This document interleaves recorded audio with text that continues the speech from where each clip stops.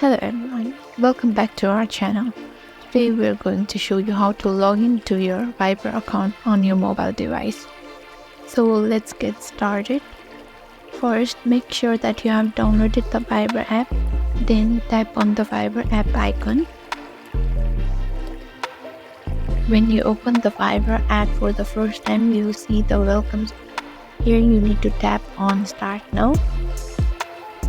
Now it's time to enter your phone number. You need to choose your correct phone number.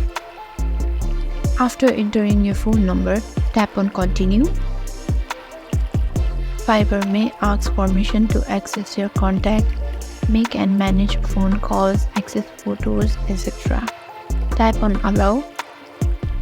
Then you'll receive a verification code from Viber.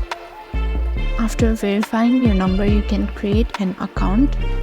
Now you have to enter your name, date of birth, email, etc.